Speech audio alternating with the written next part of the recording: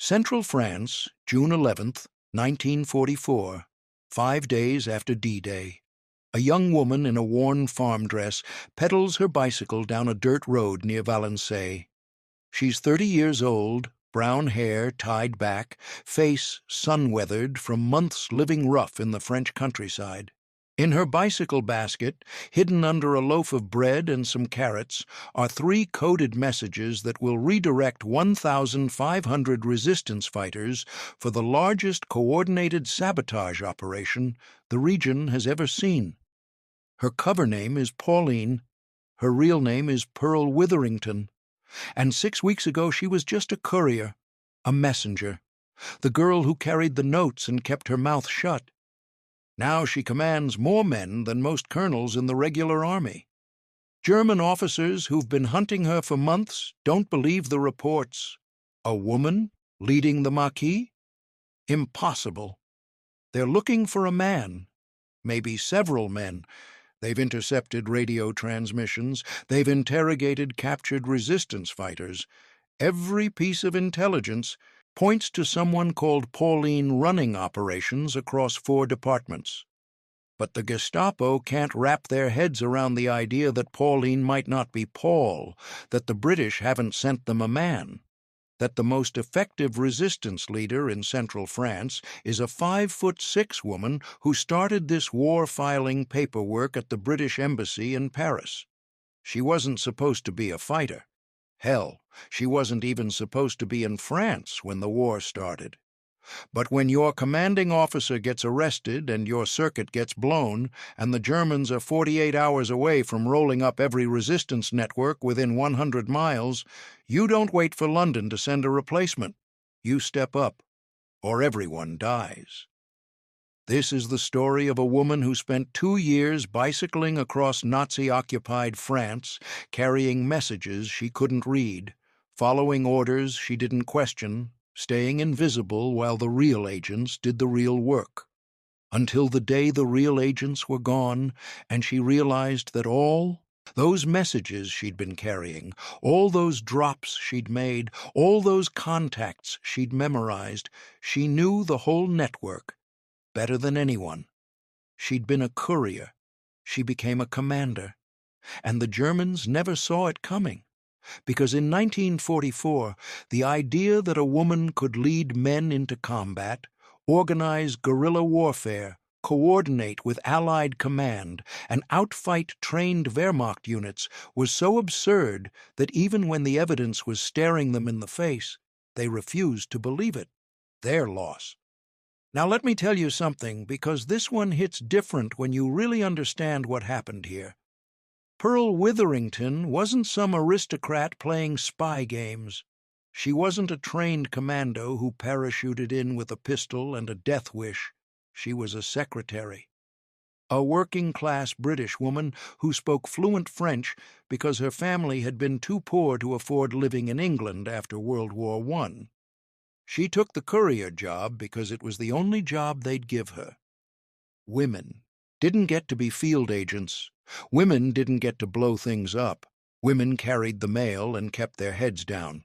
SOE, the Special Operations Executive, the British outfit running sabotage and resistance operations across occupied Europe, they had a role for women. Couriers, radio operators if you were really good. But combat leadership? Organizing military operations? That was men's work. Pearl got the secretary job, the courier assignment, the safe role. And she did it perfectly.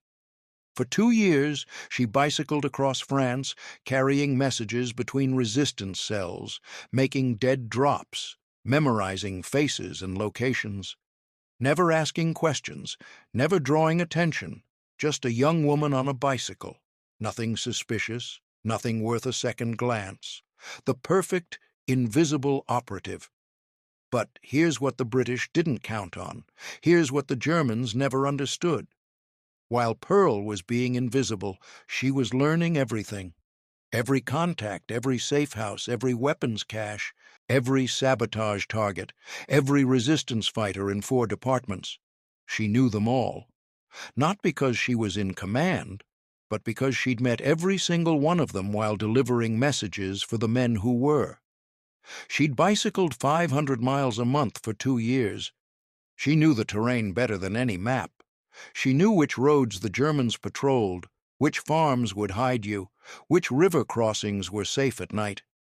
She knew it all, and when her commanding officer, a man named Maurice Southgate, got arrested by the Gestapo in May 1944, 1 month before D-Day, when the entire stationer circuit was 24 hours away from complete collapse, London sent a message: shut it down, pull everyone out, it's over.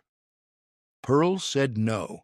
She gathered the resistance leaders, men who'd been fighting the Germans for years, hard men, farmers who'd killed collaborators with their bare hands, communist guerrillas who trusted no one, ex-soldiers who didn't take orders from civilians.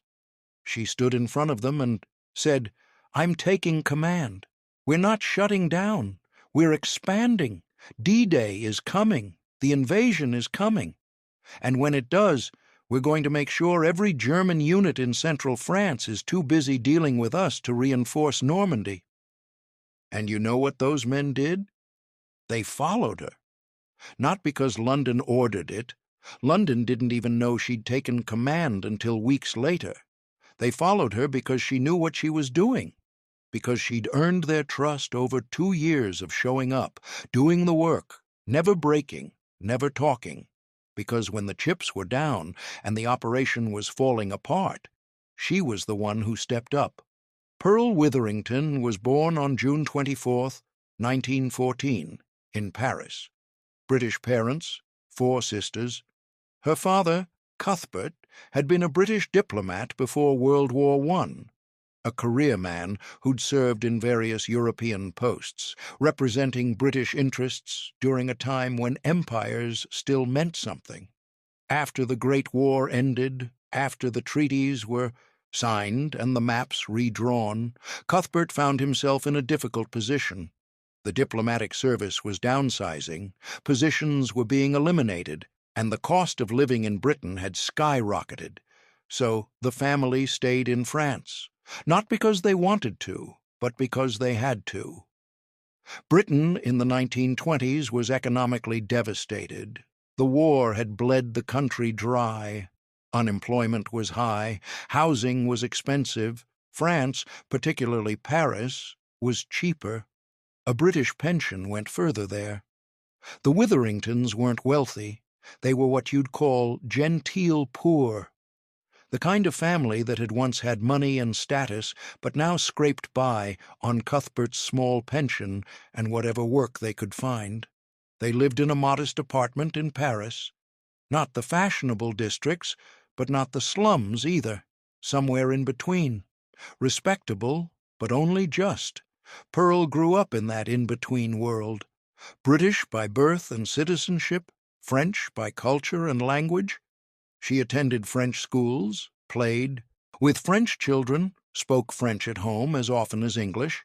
By the time she was a teenager, she was perfectly bilingual, not just conversational, but fluent. She could switch between languages without thinking, without an accent. She sounded French when she spoke French. She sounded British when she spoke English. It was an accident of economics that would later save her life 100 times over. Growing up, Pearl was the practical one among her sisters, the one who kept track of the household budget, who knew how to stretch a franc, who could fix things when they broke because hiring someone to fix them wasn't an option. She learned early that if something needed doing, you did it yourself. No one was coming to help. Her father tried to maintain certain standards, British standards, tea at 4 o'clock, proper manners, the expectation that the girls would marry well, settle into comfortable lives. But Pearl could see the reality. They didn't have money for dowries. They didn't move in circles where girls met wealthy men. If she wanted security, she'd have to earn it herself. When Pearl was 19, in 1933, her father died. Heart failure, sudden. One day he was there, the next he was gone, and with him went his pension. The family's financial situation went from difficult to desperate. Pearl's mother had no income, 4 daughters to support, no prospects. Pearl didn't wait for someone to solve the problem. She went out and found work, first as a shorthand typist. She'd learned the skill in school, thinking it might be useful someday. Turned out, someday was now. She worked for a French business firm, typing letters, filing documents, making coffee. It wasn't glamorous, but it paid. Enough to help her mother keep the apartment, feed her sisters. Then she moved up, got a job as a secretary at a larger firm. Better pay, better hours. She was good at it. Organized, efficient, quiet. The kind of employee who shows up on time and gets things done without drama. Bosses liked her because she didn't need supervision. You gave her a task, she completed it. No fuss. By 1936, she was working at the British Embassy in Paris. That was a step up. Government work meant stability, a regular paycheck, benefits. And for Pearl, it meant reconnecting with her British identity. She was still living in France, still speaking French most of the time, but she was working for Britain, representing her country, even if only by typing correspondence and filing reports. The work was interesting in its own way. She saw cables from London, reports from other embassies, got a sense of the larger world, the politics, the tensions building across Europe. By the late 1930s, everyone knew another war was coming. Germany was rearming. Hitler was making demands. The question wasn't if there'd be a war, but when. In 1939, she met a Frenchman named Henri. He was handsome, charming, everything she wasn't looking for but found anyway. They fell in love. They got engaged. Then the war started. May 10th, 1940, Germany invaded France. The embassy evacuated. Pearl and her mother and sisters fled south ahead of the advancing German army. They made it to the port of Saint-Jean-de-Luz on the Atlantic coast. The last ships were leaving. Pearl's family got on board. She could have gone with them. She should have gone with them. But Henri was still in France. He'd joined the French army, was somewhere fighting, and she didn't know if he was alive or dead. She stayed. The Germans occupied France. The swastika flew over Paris. The nightmare had arrived. The British embassy staff who stayed behind were trapped. Most would eventually be interned, sent to camps, held for the duration. Pearl knew she was living on borrowed time. Every day as a British citizen in occupied France was a risk. But she stayed, moved between Lyon and Marseille, 2 cities in Vichy, France, the southern zone that wasn't directly occupied but was controlled by a collaborationist government. She tried to stay under the radar, working odd jobs under false names. A clerk here, a typist there. Nothing that would draw attention, nothing that would require scrutiny of her papers. She lived in cheap hotels, boarding houses, places where landladies didn't ask too many questions if you paid on time. She kept her head down, spoke French exclusively, dressed like everyone else. Became invisible. It was lonely, terrifying. She had no news about Henri, didn't know if he was alive or dead. The French army had been shattered, hundreds of thousands of soldiers captured, some killed, some escaped. But which category was Henri in? She had no way to know. She'd go to cafes where people talked, hoping to hear news. Someone would mention a regiment, a battle, prisoners being released. She'd listen for Henri's name, for any clue. Nothing. Months went by like this, living in limbo. Then, in late 1941, word came. Through a friend of a friend, Henri was alive. He'd been wounded in the fighting, shot in the leg, captured by the Germans, sent to a POW camp. Then released because his wound had become infected, made him unable to work. The Germans didn't want sick prisoners draining resources. They let him go. They reunited in Lyon. It wasn't a romantic reunion. There was no running into each other's arms, no music swelling. Henri was thin, limping, haunted. The camps had aged him. Pearl was exhausted from months of hiding, but they were together, alive. In a world that was doing its best to kill them, that meant everything. Occupied France was no place for a future. They couldn't marry, couldn't build a life, couldn't do anything except survive. And Pearl wasn't the kind of person who just survived. So when British intelligence made contact, when SOE started recruiting, when they said they needed people who spoke French and knew the country, Pearl volunteered. She expected them to say no. She was a woman. SOE didn't send women into combat, but they needed couriers, people who could move around occupied France without drawing attention. Young women on bicycles were perfect. The Germans stopped young men, checked their papers, arrested them for forced labor. But young women, they were invisible. Pearl was accepted into SOE in July 1943. After months of paperwork, interviews, security checks, they didn't rush these things. One wrong recruit could compromise an entire network. They had to be sure. She was sent to Britain for training. The journey alone was an adventure. Getting out of France meant crossing into Spain, which meant crossing the Pyrenees on foot. There were guides, smugglers who knew the mountain passes. Pearl paid them what little money she had. The crossing took 3 days, hiking through mountain trails, sleeping in shepherds' huts, avoiding Spanish border patrols. Spain was neutral, but they didn't want refugees. If you were caught, you'd be interned, maybe sent back to France. Pearl made it across. Then through Spain to Portugal, then by boat to Gibraltar, then finally by air to England. Home. Except it didn't feel like home anymore. She'd been gone for years. Her family was there, her mother and sisters. They'd made it out in 1940, spent the war years in London, enduring the blitz, rationing, all of it. They were glad to see her, relieved. But Pearl wasn't staying long. She was there for training. SOE operated out of several country estates scattered across the English countryside. Beautiful places, manor houses with manicured lawns. You'd never know they were training saboteurs and assassins. Pearl's training wasn't the full course. That was reserved for male agents who'd be organizing resistance, leading operations, engaging in direct combat. Women got a condensed version, 2 weeks instead of 3 months. They taught her security protocols, how to recognize surveillance, how to shake a tail, how to create and maintain a cover identity, how to memorize information without writing it down.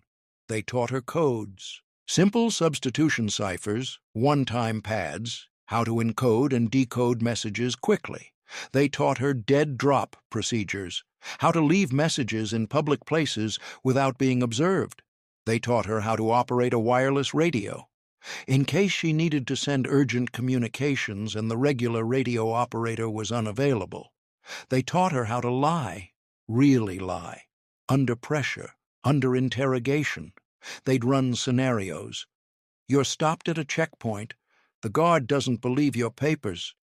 What do you say? They'd escalate. The guard calls over his superior. They start asking questions. Your story has to stay consistent. You can't hesitate, can't show doubt. They taught her about torture, what to expect if she was captured, the Gestapo's methods, sleep deprivation, beatings, water torture, electric shocks. They didn't sugarcoat it. You need to know what you're facing, they told her, and you need to know that everyone breaks eventually. Everyone. The question is how long you can hold out. 24 hours. That's the goal. Hold out for 24 hours. Give the network time to realize you've been captured, time to change plans, move safe houses, warn contacts.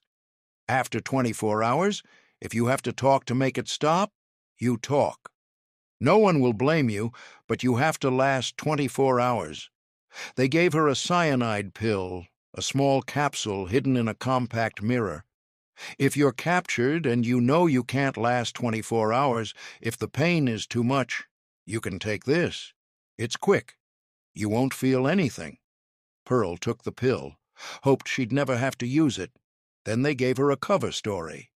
You are Pauline Ray, born in France, French national. Your father worked for the railway. He's dead. Your mother lives in Marseille. You worked as a secretary in Lyon before the war. Now you're looking for work. You have some secretarial skills, some knowledge of bookkeeping.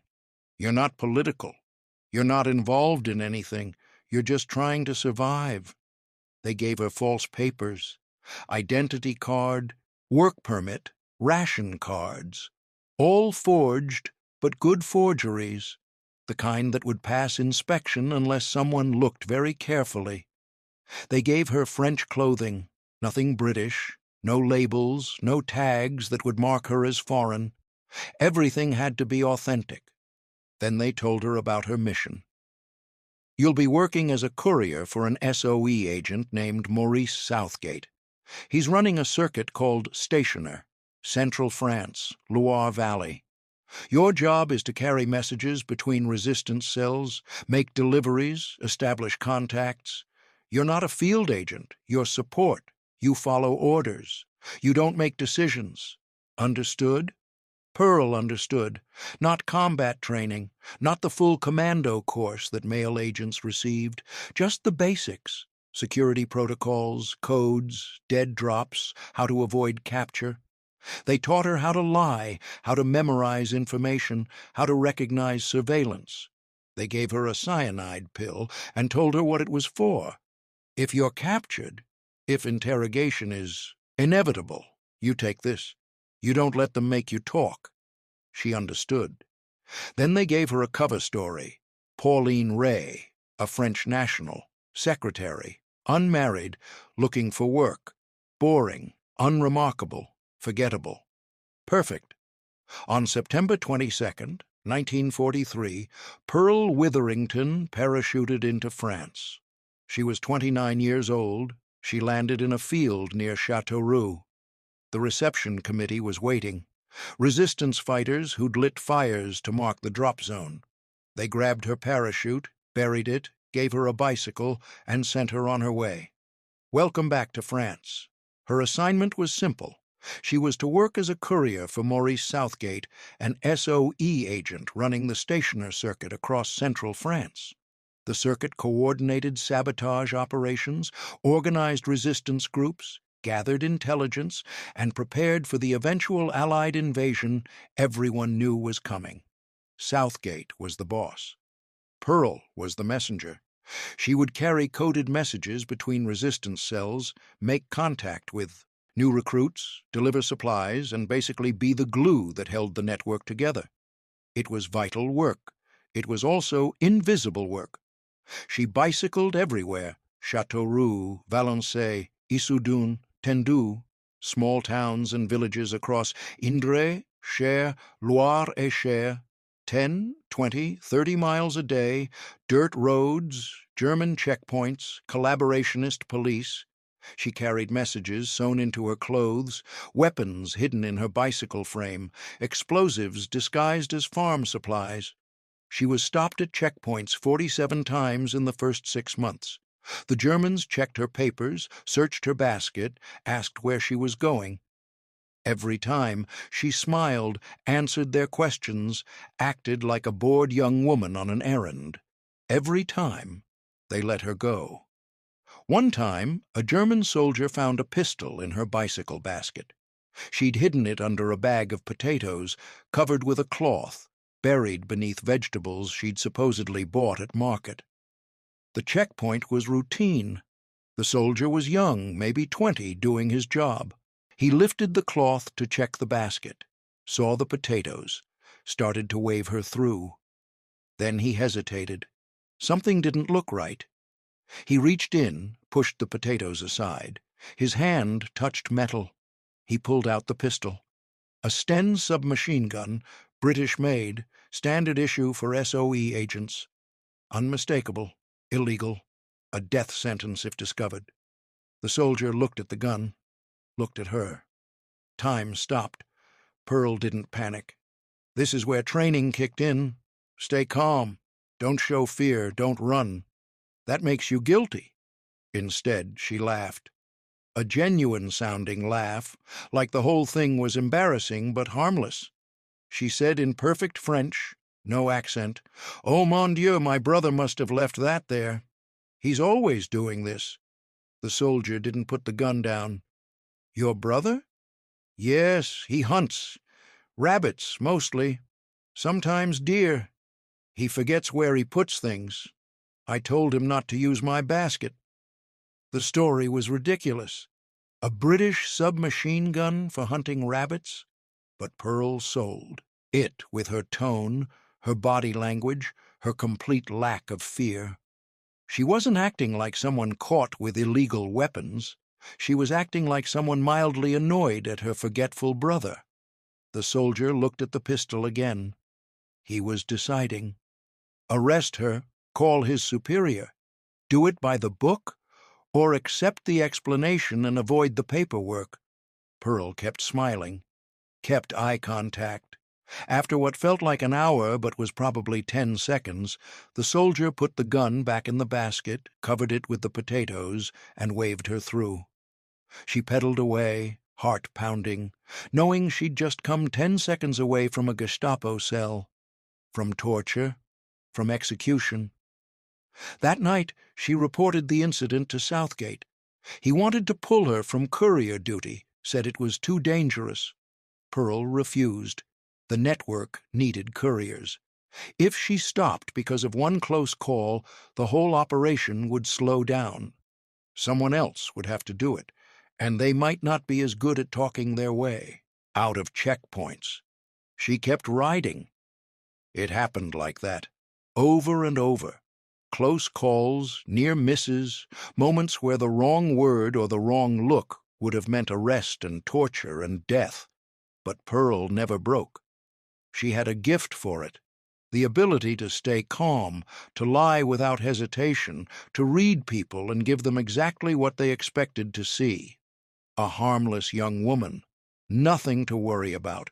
By early 1944, the stationer circuit had grown into one of the most effective resistance networks in France. They were running sabotage operations, derailing trains, blowing up factories, ambushing German convoys. And Pearl was the one making it all work. She knew every member of the network. She'd delivered messages to all of them. She knew their cover names, their real names, their addresses, their families. She was the only person who had the complete picture. Southgate trusted her completely. So did London. But here's the thing, and this is important. Pearl wasn't in command. She didn't make decisions. She didn't plan operations. She just carried the orders, followed the plan, stayed in her lane, and that was fine with her. She didn't need to be the boss. She just needed the work to get done. Then everything fell apart. May 1st, 1944. Maurice Southgate was betrayed. Someone talked. Maybe under torture, maybe for money. It doesn't matter. The Gestapo knew where he'd be. They arrested him at a safe house in Montluçon. He was taken to Fresnes prison, interrogated, tortured. He didn't break, didn't give up a single name. But the circuit was compromised. London knew it. They sent an urgent message to Pearl. "Shut down stationer. Pull out. It's over. Get to Spain if you can. Wait for extraction." Pearl read the message, then she ignored it. The invasion was coming. Everyone knew it. The BBC was broadcasting coded messages every night. The resistance was preparing. Weapons drops were accelerating. German units were being repositioned. It was all building to something. And London wanted her to shut it down? To abandon 2 years of work? To leave 1,500 resistance fighters without coordination or support right when they were needed most? Number. She called a meeting, brought together the key resistance leaders, told them Southgate had been arrested, told them London wanted to shut down the circuit. Then she told them she was staying, and she was taking command. There was silence. These were men who'd spent years fighting, men who didn't trust easily, men who'd seen friends arrested, tortured, executed, men who had every reason to walk away, to scatter, to disappear before the Gestapo came for them too. But they didn't walk. They stayed, and they accepted Pearl as their new leader. Not because she had authority from London. She didn't. Not because she had rank or training or military experience. She had none of those things. They accepted her because she'd proven herself. 2 years of riding her bicycle through occupied France, making dead drops, taking risks, never failing. She'd earned their trust the hard way, so they followed her. Pearl didn't waste time. The invasion was weeks away, maybe days. The resistance needed to be ready. She reorganized the circuit, split it into smaller cells for better security, established new communication protocols, identified priority targets for sabotage, railway lines, bridges, telephone cables, fuel depots, anything that would slow German reinforcements when the invasion came. She coordinated with other resistance networks, shared intelligence, pooled resources. By early June 1944, Pearl Witherington commanded a resistance force of over 1,500 fighters across 4 departments. She didn't have a uniform. She didn't have a rank. London still thought she was just a courier, but she had an army. June 6, 1944. D-Day. The invasion began. Allied forces hit the beaches of Normandy, and across France, the resistance rose up. Pearl's network went into action. In the first 48 hours after D-Day, her fighters cut railway lines in 800 places, derailed 18 trains, blew up 4 bridges, cut telephone cables in 300 locations, ambushed German convoys on every major road heading north. The Wehrmacht's 2nd SS Panzer Division, Das Reich, was stationed in southern France. 15,000 men, tanks, artillery. They received orders to move north to Normandy to reinforce the German defense. The trip should have taken 3 days. It took 17. Why? Because Pearl's resistance fighters, along with other networks across France, made every mile a battle. They blew up rail lines, forcing the division to move by road. Then they ambushed the road convoys. They destroyed bridges, forcing detours. They cut fuel lines. They sniped officers. They vanished into the countryside and struck again 20 miles down the road. The Germans couldn't pin them down, couldn't predict where they'd hit next. By the time Das Reich reached Normandy, the division had lost hundreds of men and most of its equipment to constant harassment. The delay gave Allied forces time to consolidate their beachhead, time that might have made the difference between success and failure. And Pearl Witherington, the courier who wasn't supposed to be in command, had coordinated a huge chunk of that harassment. But it came at a cost. The Germans knew someone was organizing the resistance in central France. They intercepted radio transmissions.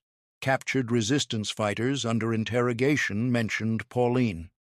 The Gestapo started hunting. They raided safe houses, arrested anyone they suspected, tortured people for information, and they put a price on Pauline's head: 1 million francs, dead or alive. Pearl kept moving. Never stayed in the same place 2 nights in a row, slept in barns, in forests, in abandoned buildings. She stopped using her bicycle. Too recognizable. She walked. Sometimes she disguised herself as an old woman, sometimes as a farm worker. She cut her hair, changed her clothes, stayed ahead of the search. But she never stopped working. The orders kept coming. The sabotage continued. Her fighters knew how to reach her, where to leave messages, how to get instructions. The network didn't collapse. It got stronger. By July 1944, Pearl's circuit was running coordinated operations with Allied Special Forces. British SAS teams parachuted in to support the resistance. They brought weapons, explosives, radios.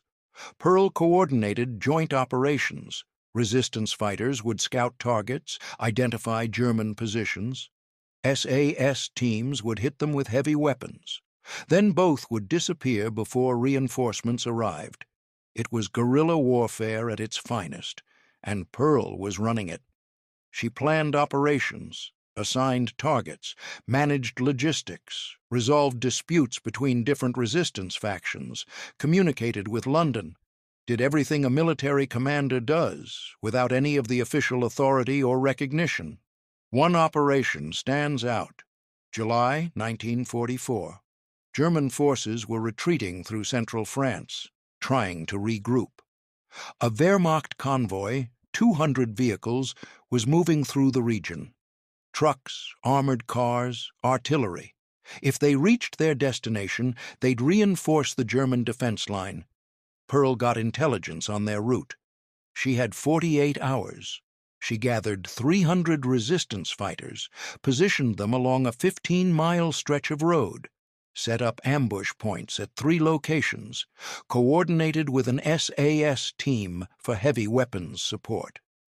When the convoy entered the kill zone, the resistance hit them from all sides. Machine gun fire from the tree line, mortars from hidden positions, SAS teams targeting the lead and rear vehicles to trap the column. The Germans returned fire, but they couldn't see who they were shooting at. The resistance fighters were locals. They knew every trail, every hiding spot. They'd fire, move, fire again from a different position. The battle lasted 6 hours. When it was over, the convoy was destroyed. 56 vehicles burned, 200 Germans killed or captured. The rest scattered, and Pearl's fighters melted back into the countryside. 0 casualties. The Germans sent reinforcements, but by the time they arrived, there was nothing to find. Just burned-out trucks and empty roads. They never figured out who'd done it. Somewhere in their reports, there's probably a note about partisans, maybe a mention of Pauline, but they never caught her, never even came close. By August 1944, France was being liberated. Allied forces were pushing east. The Germans were retreating. Pearl's work wasn't done, but the worst of it was over. The resistance had done its job. Slowed the Germans, disrupted their logistics, bought time for the invasion to succeed. In September 1944, Pearl finally made contact with advancing Allied forces. She'd been operating independently for months, coordinating with London by radio, but essentially running her own war. Now she linked up with regular military units. They asked for her report. She gave them a rundown of operations over the past 4 months. Sabotage targets hit, German units engaged, casualties inflicted. The officers took notes. Then they asked, "Who's your commanding officer?" Pearl said, "I am." There was a pause. They looked at her. A woman. Dirty uniform, exhausted, clearly been living rough for months. They checked with London. London confirmed. "Pauline is Marie Pearl Witherington, SOE agent. She's been running stationer circuit since May." The officers didn't quite know what to do with that information. Women weren't combat commanders. Women weren't leading guerrilla operations. But the results spoke for themselves. Pearl's circuit had carried out over 1,000 acts of sabotage, killed or captured thousands of German soldiers, tied up entire Wehrmacht units that should have been fighting in Normandy. She'd done the work. The bureaucracy could figure out the paperwork later. After the liberation, Pearl expected to be sent home. The war in France was over. Her job was done. But SOE had other plans. They wanted her to train new agents, share her experience, help prepare for operations in other occupied territories. She agreed. Spent the next several months teaching new couriers and field agents everything she'd learned: how to stay invisible, how to read people, how to survive. But here's where the story gets frustrating, and I want you to really hear this, because it says everything about how the world worked back then, and honestly, how it still works too often today. After the war, the British government handed out medals, honors, recognition for service. Men who'd served with SOE got military decorations, crosses, commendations, promotions. Maurice Southgate, Pearl's commanding officer who'd been arrested in May 1944, he got the Distinguished Service Order. Well deserved. He'd run an effective circuit, withstood torture, protected the network. The male SOE agents who'd parachuted into France got recognized. The SAS teams got recognized. The regular army officers got recognized. Pearl Witherington was offered the MBE, Member of the Most Excellent Order of the British Empire, a civil honor, the kind of medal they gave to secretaries and administrators, not a military decoration, not recognition for combat service. A civilian award. She turned it down, flat out refused it. Her reasoning: there was nothing civil about what I did. She'd commanded 1,500 fighters. She'd planned and executed military operations. She'd engaged German forces in combat. She'd done everything a military officer does. But because she was a woman, because women weren't officially allowed in combat roles, the British government couldn't acknowledge what she'd actually done. They could give her a medal for filing paperwork, but not for fighting a war. So she told them to keep it. It took until 1946 for the French government to step in. They awarded her the Croix de Guerre, a military decoration for valor in combat. They recognized what the British wouldn't: that Pearl Witherington had fought and won. She also received the Légion d'honneur, France's highest honor, and the Médaille de la Résistance. The French had no problem calling her a soldier. The British did. It wasn't until 2004, 60 years after the war, that Britain finally gave Pearl Witherington a military honor, the CBE Commander of the Most Excellent Order of the British Empire. She was 89 years old. Better late than never, I guess. But think about that for a second. 60 years. 6 decades of being told that what she'd done wasn't really combat, that she'd just been a courier, just a secretary, just a woman doing women's work. Even though everyone who'd fought with her knew the truth. After the war, Pearl married Henri. He'd survived the POW camps, survived the war. They settled in France, had a daughter, lived a quiet life. Pearl didn't talk much about her war service, didn't write a memoir for decades. When people asked what she'd done during the war, she'd say she'd worked for the British government. Leave it at that. It wasn't modesty, it was frustration. What was the point of talking about it when no one would believe her? Or worse, when they'd believe her but still insist it didn't count as real combat because she'd been a woman. But the story got out eventually. Other SOE veterans talked. Records were declassified. Historians started piecing together what had happened. And by the 1990s, Pearl Witherington's story was finally being told. She gave interviews, participated in documentaries, spoke at veterans' events. And what she said was always the same. I wasn't anything special. I just did what needed to be done. That's the thing about real heroes. They never think they're heroes. They think they're just people who were in a situation and made a choice. Pearl saw a problem. The resistance network was collapsing. London wanted to shut it down. If that happened, thousands of fighters would be left without coordination, without support, right when they were needed most. So she stepped up, took command, did the job. Simple as that. Except it wasn't simple. Nothing about guerrilla warfare is simple. Nothing about coordinating 1,500 fighters across enemy territory is simple.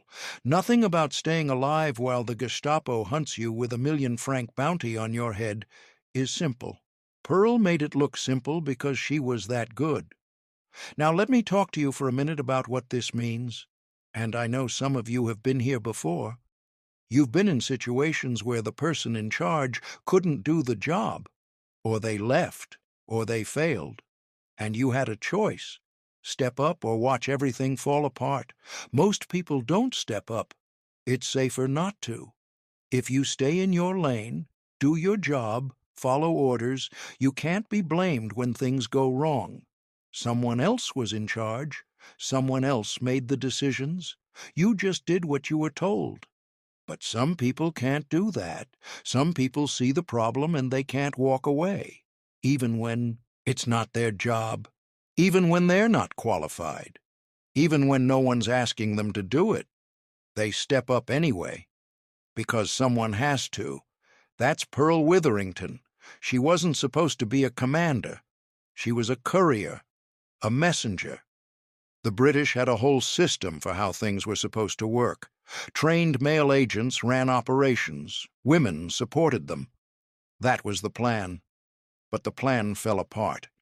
Southgate got arrested. London panicked. And Pearl looked at the situation and said, "I can fix this." Not, "Someone should fix this." Not, "London will send a replacement." I can fix this. That's leadership. Real leadership. Not the kind you get from a rank or a title. The kind you earn by being the person who steps up when no one else will. And here's the kicker. The thing that really gets me about this story: Pearl didn't do it for recognition. She didn't do it to prove a point. She didn't do it because she wanted to be the boss. She did it because 1,500 resistance fighters were depending on the network. And if the network collapsed, they'd be isolated, uncoordinated, vulnerable. People would die. Operations would fail. The Germans would win. She couldn't let that happen. So she took command, and she made it work. For 4 months, she ran one of the most effective resistance operations in France. Coordinated sabotage, ambushes, intelligence gathering, worked with Allied special forces, managed logistics, kept her fighters alive, all while the Gestapo was hunting her, all while living rough, moving constantly, never safe. She did it. And when it was over, when France was liberated and the war moved on, she just went back to her life. Married Henri, raised her daughter, lived quietly. Because the work was done. That was all that mattered.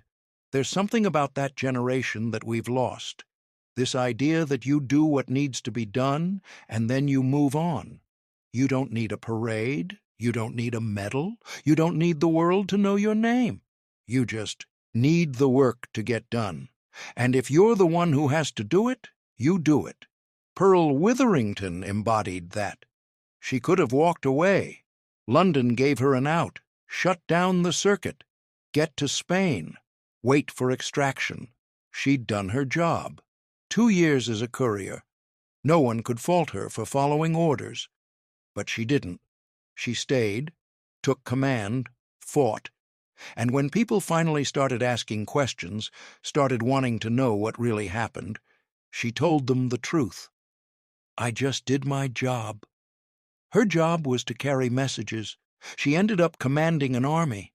That's one hell of a promotion, but in her mind, it was all the same work. Do what needs to be done. Stay alive. Protect the network. That was the job. How she did it didn't matter. Pearl Witherington died on February 24, 2008. She was 93 years old. She'd lived long enough to see her story told. Long enough to receive the recognition she'd been denied for 60 years. Long enough to know that people understood what she'd done. But I don't think that's what mattered to her. What mattered was that the work got done, that the resistance held together, that when D-Day came, her fighters were ready, that they hit the Germans hard, disrupted their reinforcements, bought time for the invasion to succeed. That was the job. She did it. Everything else was just noise. Now, here's what I want you to take away from this, because this isn't just a history lesson. This is about something deeper. Pearl Witherington was told she couldn't lead. Women didn't do that. Women carried messages, supported the real agents, stayed in their lane. She did stay in her lane, until her lane was the only one left, and then she took the wheel. Think about how many times that happens. How many times someone says you can't do something, not because you're incapable, but because it's not your role, not your place, not what people like you are supposed to do. And most of the time, people accept that. They stay in their lane, do their job. Don't make waves, but sometimes the situation demands more. Sometimes the person who's supposed to be in charge can't do it, and someone has to step up.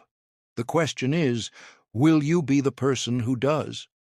Pearl Witherington was 29 years old when she took command of 1,500 men. She had no military training, no command experience, no authority from London. What she had was 2 years of experience, complete knowledge of the network, and the guts to say, "I can do this," when everyone else was saying, "Shut it down." And she was right. She could do it. She did do it, better than most of the men who had the official titles and the training and the recognition. Because leadership isn't about rank. It's not about training. It's not about what's written on your paperwork. It's about being the person who steps up when the moment demands it. It's about seeing what needs to be done and doing it, even when it's hard, even when it's dangerous, even when no one's asking you to, even when you won't get credit. Pearl did that. And because she did, thousands of resistance fighters had the coordination they needed. Sabotage operations succeeded. German reinforcements were delayed. The invasion of Normandy had a better chance of success. She changed the course of the war from a bicycle with a basket full of coded messages because she refused to accept that her role was limited to carrying someone else's orders.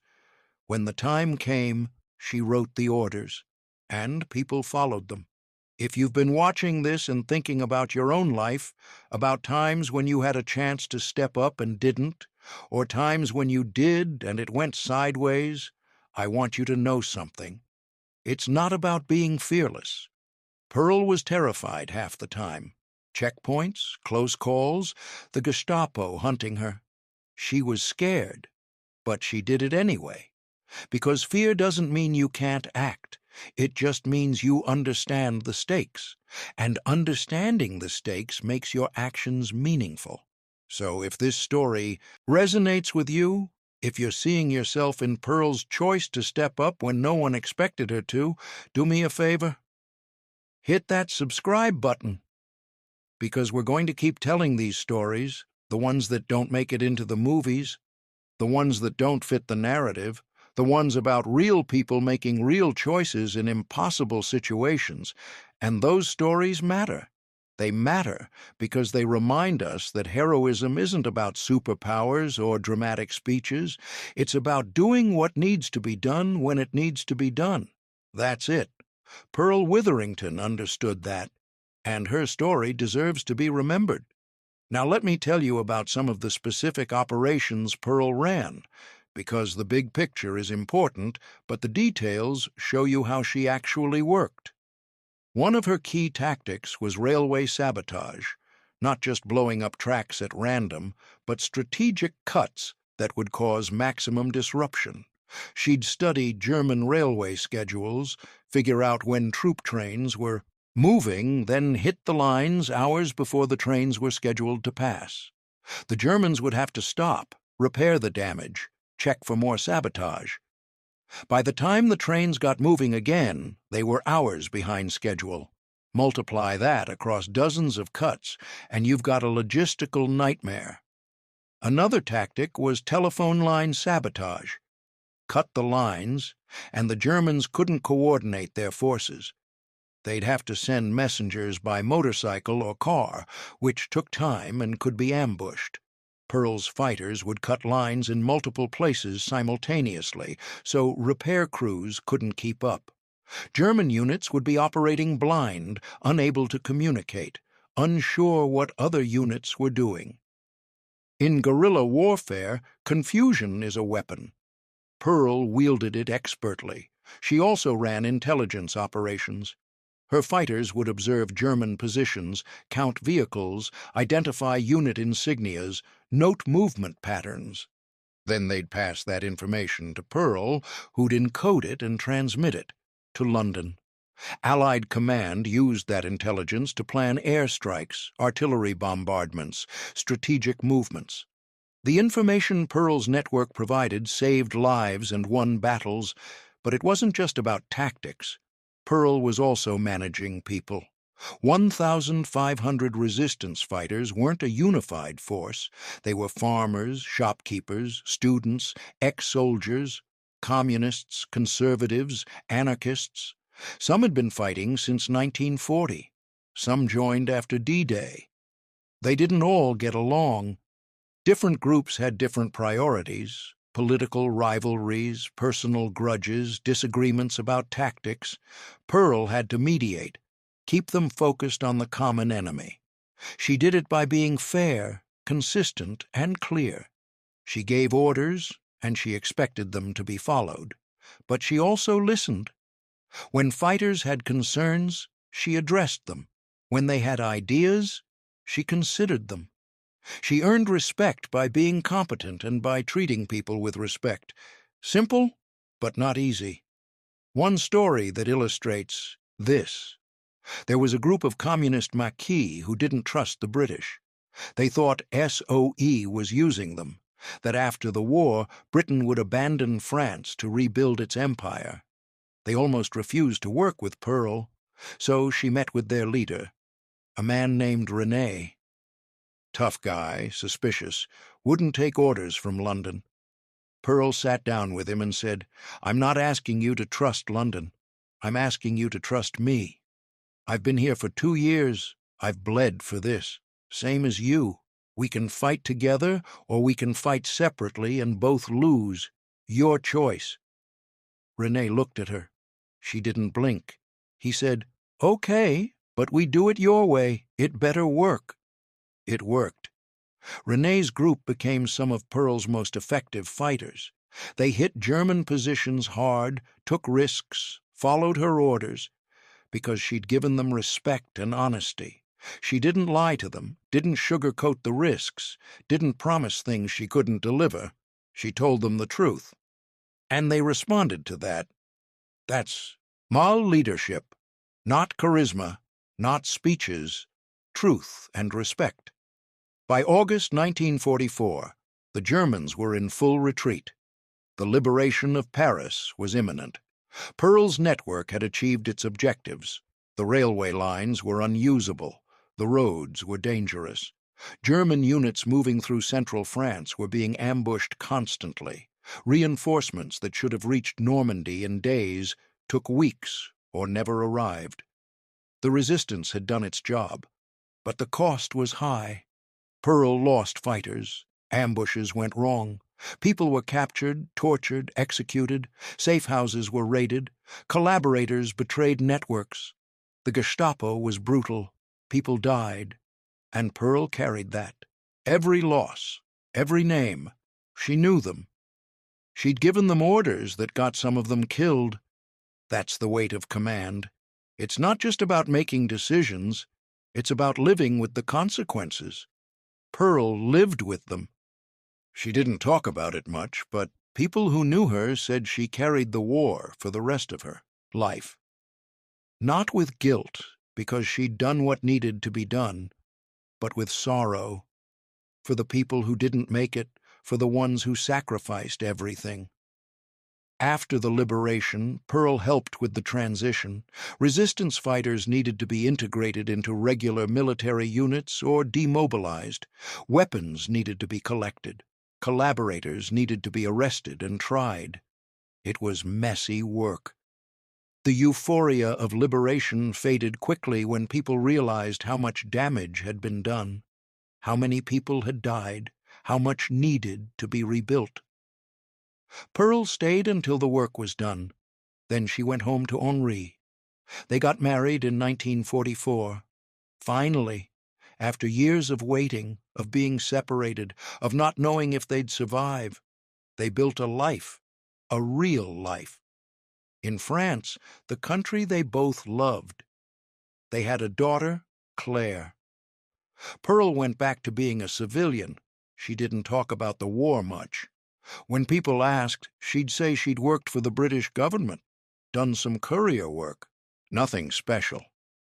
But the people who'd fought with her knew. The resistance veterans knew. And over the years, as the stories came out, as historians researched and wrote books, Pearl's name started appearing. The courier who became a commander, the woman who led 1,500 men, the agent who refused to quit. In 1995, a British author named Catherine Atwood wrote about Pearl in a book called Women Heroes of World War II. It was one of the first mainstream accounts of Pearl's service. People started paying attention. In 2006, a documentary was made. Pearl was interviewed. She was 92 years old, sharp as ever. She told her story calmly, matter-of-factly. No dramatics, just the facts. What she'd done, why she'd done it. The interviewer asked, "Were you scared?" Pearl smiled. "All the time, but you do it anyway." That's the quote that sums her up. All the time, but you do it anyway. Fear isn't the absence of action. Fear is the context for courage. If you're not scared, you're not being brave. You're just doing something easy. Pearl was scared, and she did it anyway, for 2 years. Every single day. She died in 2008. Her funeral was attended by resistance veterans, SOE survivors, French officials. The British ambassador was there. So was Henri, her husband of 64 years. They buried her with full military honors.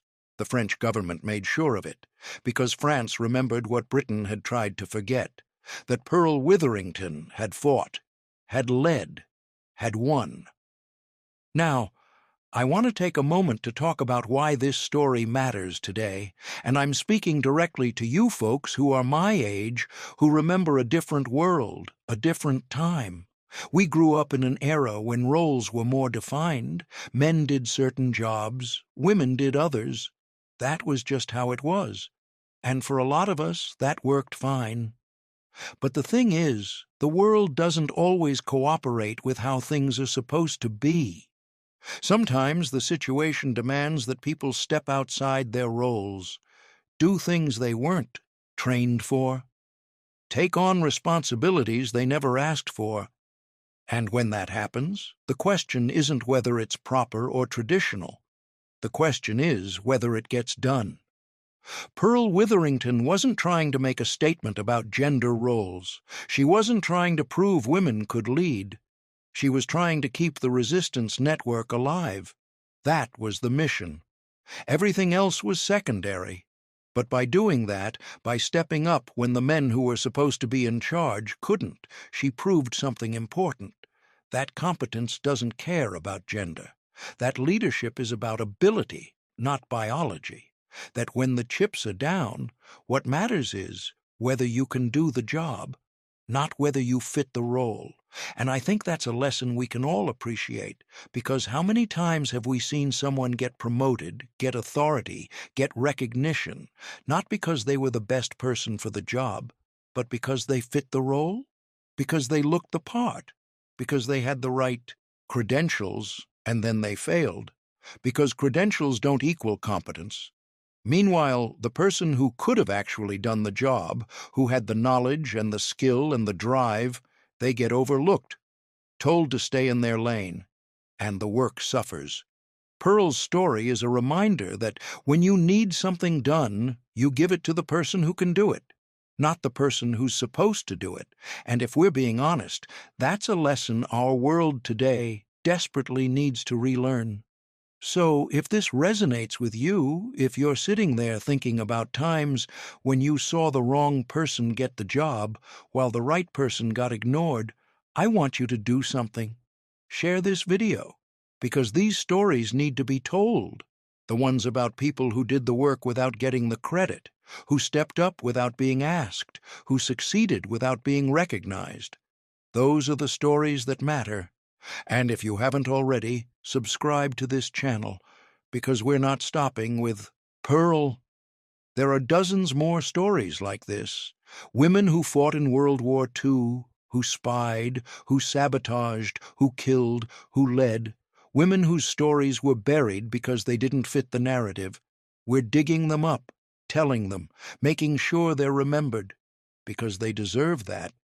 And because the lessons they teach us are still relevant, still important, still needed. All right, let's keep going. Because there's more to Pearl's story. After the war, in the 1950s and 60s, Pearl and Henri settled into a quiet life. They lived in France, in the countryside. Henri worked as a businessman. Pearl raised their daughter. They were happy. But the war never fully left them. Henri had his own demons. He'd been a prisoner of war, seen friends die, survived things no one should have to survive. Pearl had hers, the people she'd lost, the close calls, the constant fear, the weight of command. They didn't talk about it much. That generation didn't. You just carried it, got on with life. But it was there. Always. In the 1980s, as archives were declassified and historians started researching SOE operations, Pearl's name came up. Researchers contacted her, asked for interviews. She agreed, not because she wanted attention, but because she wanted the record to be accurate. Too many stories were being told wrong, people who'd done nothing claiming credit, people who'd done everything being forgotten. Pearl set the record straight. She told researchers exactly what had happened, who'd done what, who'd been brave, who'd failed, who'd betrayed. She didn't embellish, didn't make herself the hero, just told the truth. And the truth was remarkable enough. One researcher, a British historian named Michael Foote, wrote the official history of SOE in France. He interviewed Pearl extensively. In his book, he described her as one of the most effective agents SOE ever deployed. High praise from a man who'd studied hundreds of agents. Pearl's response when she read that? He's exaggerating. I just did my job. That humility, that refusal to accept praise. It's frustrating in a way because Pearl deserved recognition. But it's also admirable, because it shows she wasn't doing it for glory. She was doing it because it needed to be done. In the 1990s, as Pearl entered her 80s, she started speaking more publicly, giving talks at schools, at veterans' events. She wanted young people to understand what the war had been like, what resistance had meant, what people had sacrificed. She'd tell students, you have freedoms today because people fought for them. Don't take that for granted. And when the time comes, when something needs to be done, don't wait for someone else to do it. You do it. That was her message. Personal responsibility, courage, action, simple lessons, but the kind that stick with you. One student who heard her speak in 1998 later said, "She changed my life. I was this shy kid who never spoke up. But after hearing her story, I realized that if she could lead an army at 29, I could raise my hand in class. It sounds small, but it wasn't. She taught me that courage starts with small actions. That's impact. Real impact, not medals or parades, but changing how people think about themselves and what they're capable of." In 2004, when Britain finally awarded Pearl the CBE, the ceremony was bittersweet. She was 89 years old. Henri was 88. They'd been waiting 60 years for this recognition. Better late than never. But damn, it was late. At the ceremony, a British general read a citation describing Pearl's service, her leadership of the stationer circuit, her coordination of sabotage operations, her command of 1,500 resistance fighters. The general called her a true hero of the war. Pearl accepted the medal, thanked everyone. Then, in her speech, she said something that caught everyone off guard. "I appreciate this honor, but I want to be clear. I didn't do it alone. 1,500 men and women fought with me. Many of them died. They're the heroes. I'm just the one who survived long enough to tell their story. This medal is for them." The room was silent. Then applause, because that's what a real leader does, shares the credit, honors the people who did the work. Even 60 years later, Pearl was still leading, still putting her people first. Henri died in 2008, just a few months after Pearl. They'd been married 64 years, inseparable. Two people who'd survived a war, built a life, and loved each other through it all. Their daughter, Claire, said at their funeral, "They were partners in everything. The war didn't break them. It made them stronger because they knew what mattered. Each other, family, doing the right thing. Everything else was noise." That's a legacy, not just what you accomplish, but how you live, who you love, what you stand for. Pearl and Henri stood for something, resistance, not just against the Nazis, but against injustice, against tyranny, against the idea that some people matter more than others. They fought for that, and they won. Now let me bring this home, because we've been talking for a while, and I want to make sure you understand why I'm telling you this story. Pearl Witherington wasn't superhuman. She wasn't a trained commando. She wasn't a genius. She was a secretary who spoke French and was willing to take risks. That's it. But when the moment came, when leadership was needed, she stepped up, and she succeeded. Not because she was special, but because she was willing. That's the lesson. Willingness. The willingness to step outside your comfort zone, to take on responsibilities you're not trained for, to lead when no one's asking you to, because someone has to. And if not you, then who? We live in a world today where people wait for permission, wait for someone else to solve the problem, wait for the right person to step up. But the right person is often just the person who's willing. Pearl proved that. She wasn't the right person by any traditional measure. She was a woman in a man's role, a courier in a commander's position, someone without training trying to lead trained fighters. But she was willing, and that made all the difference. So if you take one thing from this story, let it be this.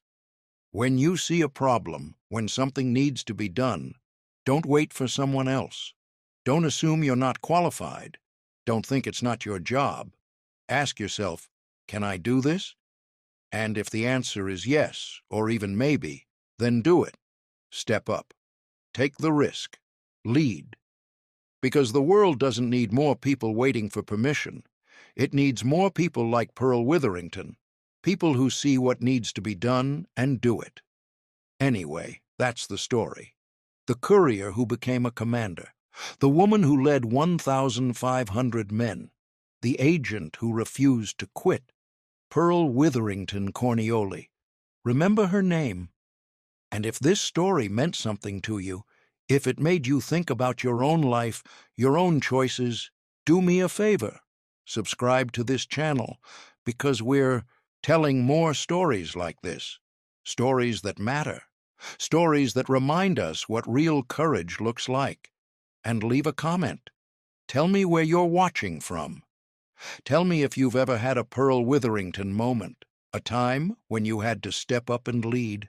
I want to hear your stories, because that's what this is about, not just history.